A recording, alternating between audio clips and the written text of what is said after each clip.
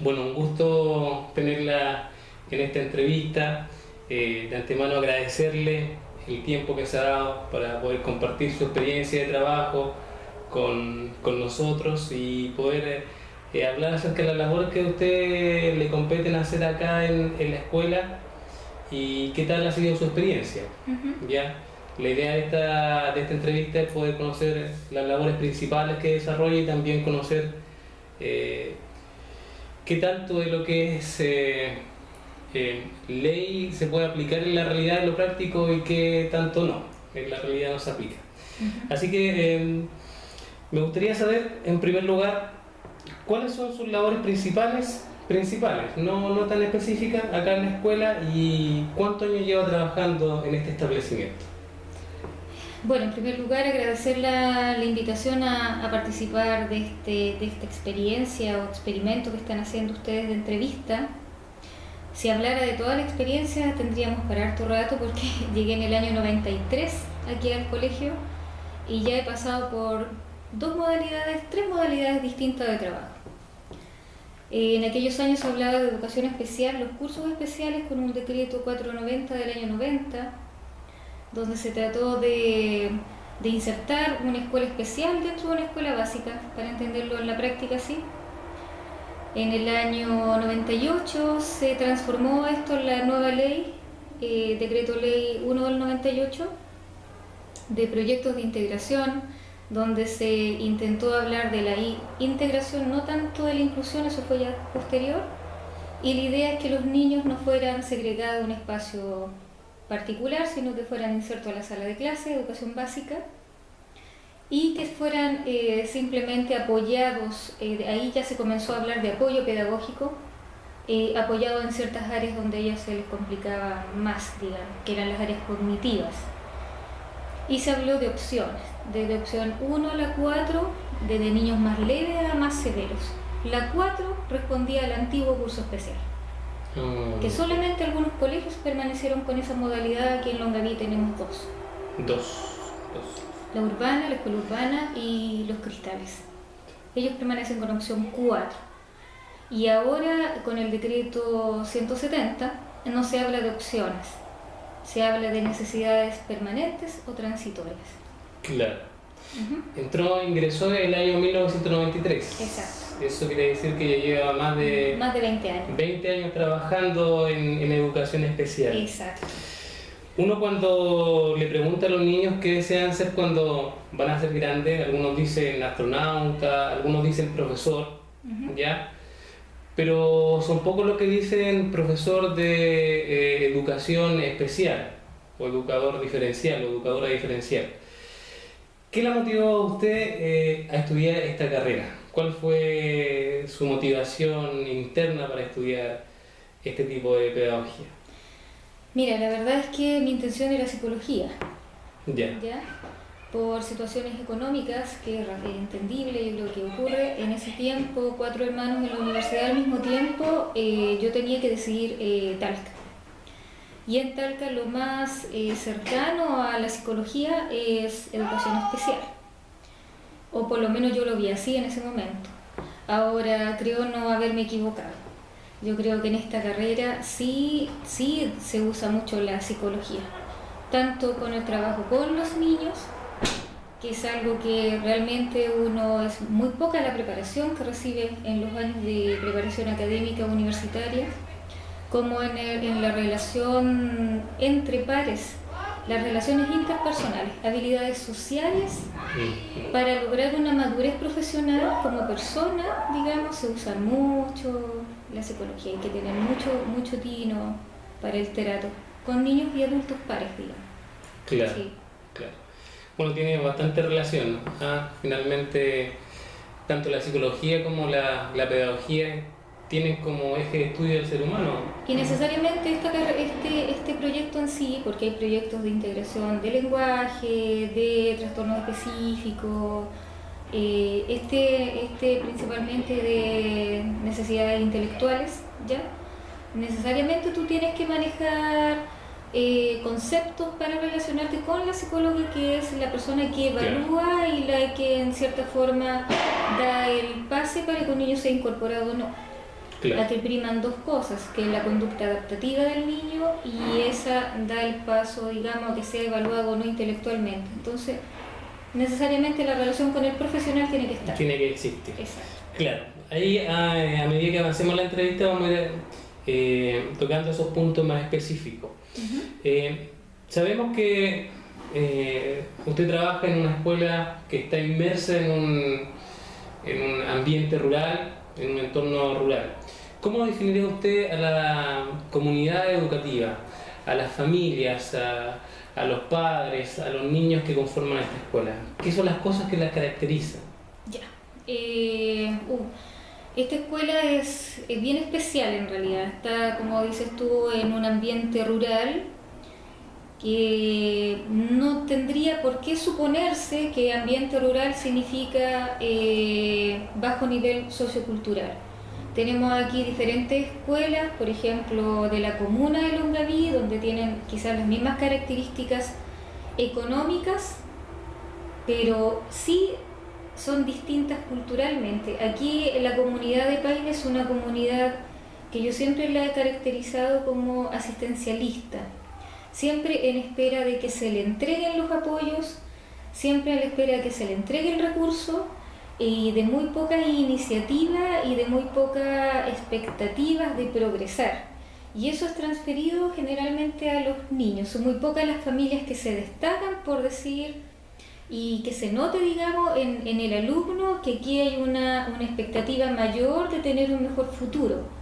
Son muy pocas las familias que se destacan en ese sentido. Entonces, nosotros generalmente estamos trabajando con un apoderado muy poco comprometido. Su compromiso es mínimo, que transfiere la mayor responsabilidad en el caso de la parte educativa al colegio, incluso más allá de lo educativo, hasta lo que significa el niño en lo que él necesita afectivamente, por decirlo, por darte un ejemplo. Y necesariamente traspasa, digamos, al colegio la responsabilidad completa de provocar en el alumno la motivación, porque desde la casa no viene, digamos, ese sentido, simplemente es un cumplir en ir al colegio, tienes alimentación, tienes que hacer tus tareas, pero no hay un sentido, no hay un por qué lo tienes que hacer, no hay una motivación detrás, digamos, claro, que sea traspasado a ese niño para que él necesariamente provoque el interés de por qué está estudiando a diario, ya, por qué tiene que cumplir. Es lo que más yo creo que caracteriza a esta comunidad. Pues. Claro.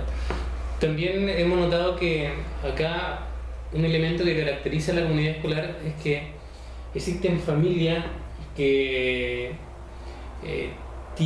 han tenido diversas generaciones estudiando acá. La mayoría de los alumnos generalmente se encuentran familiares, en 2 o 3 alumnos. Sí.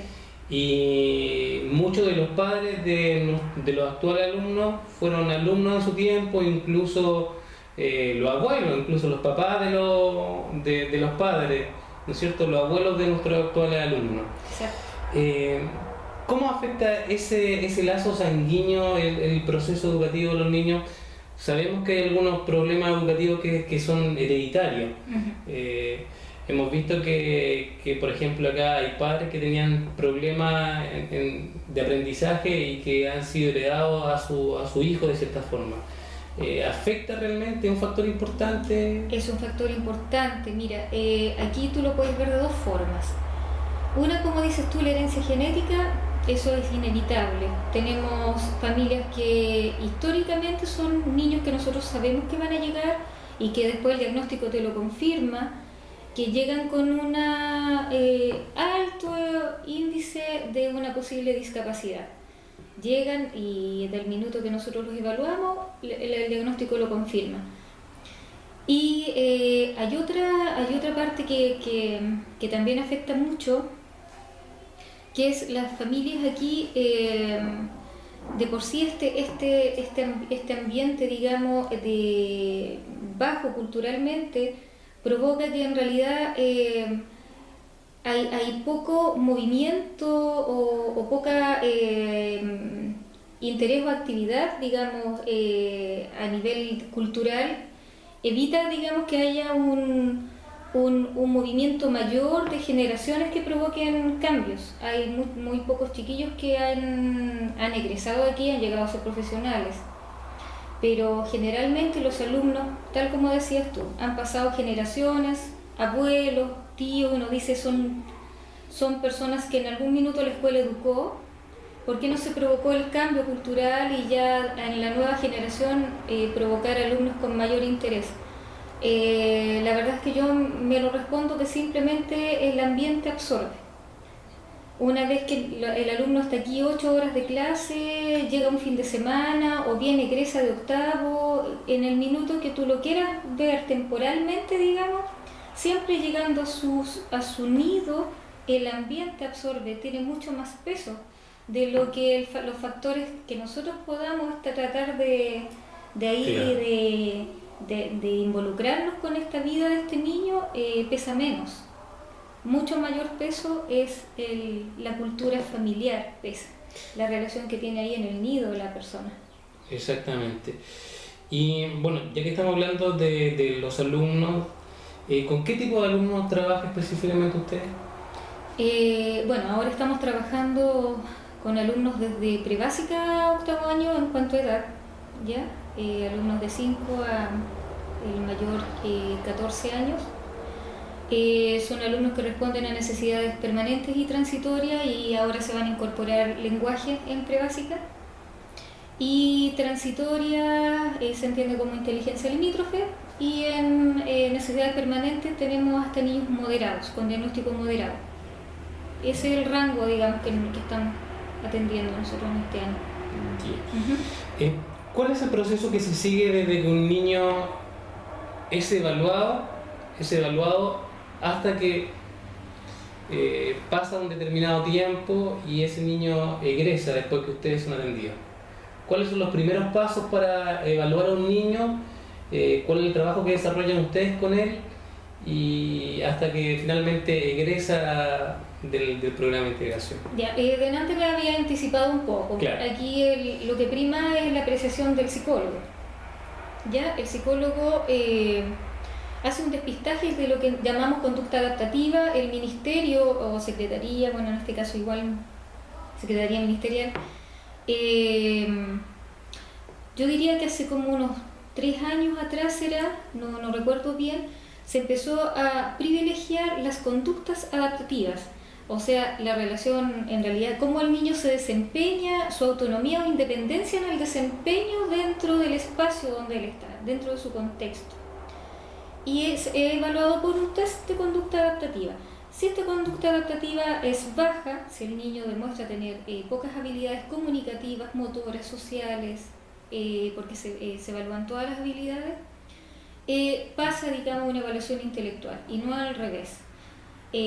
A pesar de tener la inquietud de que si el niño puede tener descendido su nivel intelectual, si la conducta adaptativa dice que es alta, que el niño es capaz de desarrollarse, que es capaz de comunicarse, no necesitaría una evaluación intelectual ni tampoco una atención especial.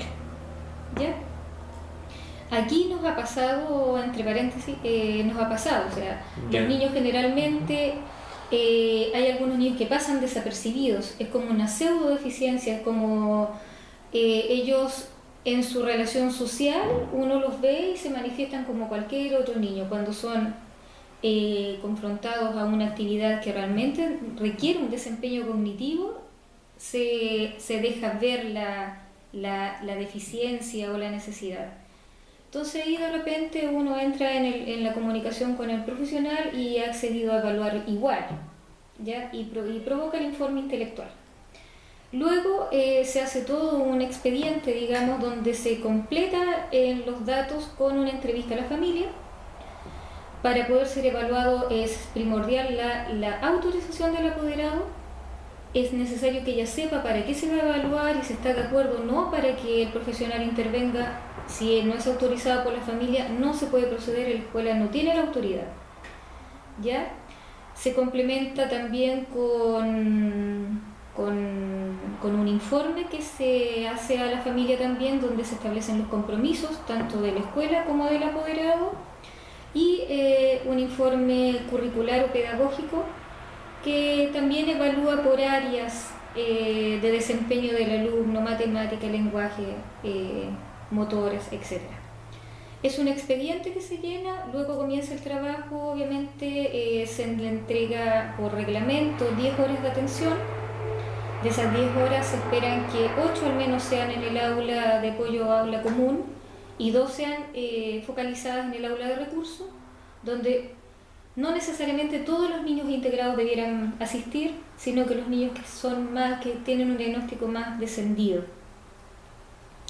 El informe intelectual tiene una vigencia de 2 años, por lo tanto, desde el minuto que ingresa un alumno, tú sabes que vas a trabajar 2 años con él, porque el ingreso lo determina un informe intelectual y el egreso también.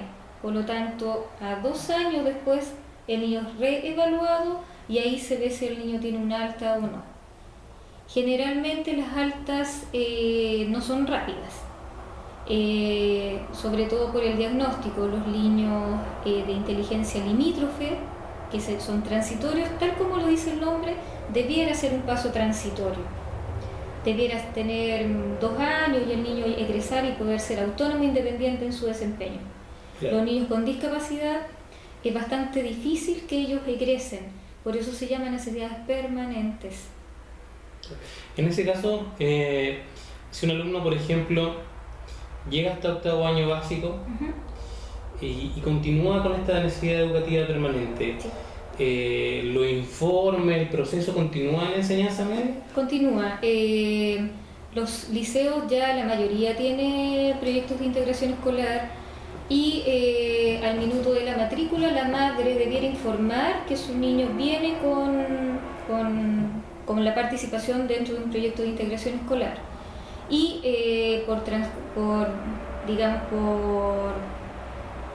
por conducto regular se envía la documentación sellada, privada, desde director a director de establecimiento, donde va el expediente completo del alumno. Al momento de incorporarlo en el liceo se debiera hacer una reevaluación completa de todo, porque es una incorporación, un nuevo proyecto, pero sí vale el hecho de la comunicación porque está la consideración inmediata del niño, digamos. Llega ya y se informa que está en proyecto y inmediatamente el alumno es evaluado para continuar en el liceo con apoyo. Sí.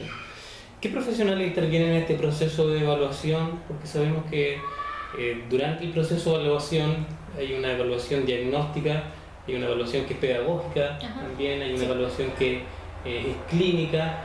Acá específicamente en esta escuela, en este establecimiento, ¿cuáles son los profesionales que intervienen en este proceso de evaluación? Ya, tal como dices tú, profesionales, tenemos profesionales de la salud, psicólogo en primer lugar y valoración de salud general médica, que eso también lo exige la ley y el decreto 170.